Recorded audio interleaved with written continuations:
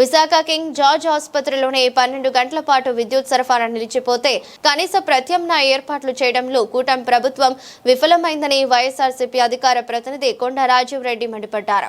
విశాఖ వైఎస్ఆర్సీపీ కార్యాలయంలో మీడియాతో మాట్లాడుతూ కేజీహెచ్లో 12 గంటల పాటు విద్యుత్ సరఫరా నిలిచిపోతే ఎందుకు పట్టించుకోలేదని ప్రభుత్వాన్ని నిలదీశారు.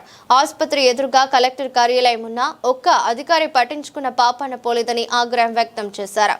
వైఎస్ జగన్ హయాంలో రాష్ట్రంలో వైద్య ఆరోగ్య రంగంలో సమూల మార్పులు తీసుకువస్తే చంద్రబాబు పాలనలో పేదలకు కనీస వైద్యం కూడా అందించలేని స్థాయికి దిగజార్చారని ఆక్షేపించారు.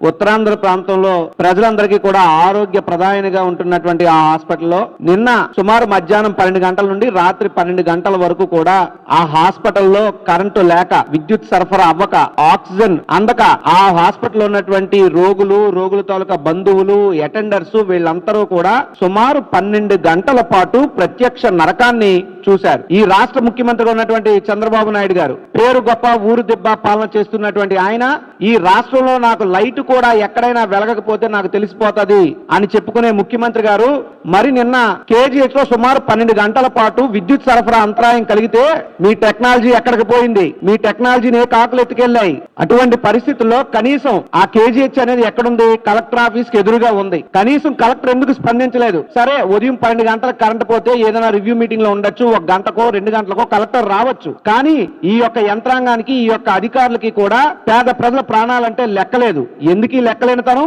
ఎందుకు నిర్లక్ష్యం అంటే పాలకుల్లో సీరియస్నెస్ ఉంటే అధికారుల్లో సీరియస్నెస్ ఉంటుంది. పాలకులు సీరియస్నెస్ లేదు కాబట్టి ఇప్పుడున్నటువంటి కూటమి ప్రభుత్వ పెద్దలకి పేద ప్రజల ప్రాణాలన్నా, ఆరోగ్యం అన్నా లెక్క లేదు కాబట్టి, పేద ప్రజల మీద చులకన భావంతో వాళ్ళు ఉన్నారు.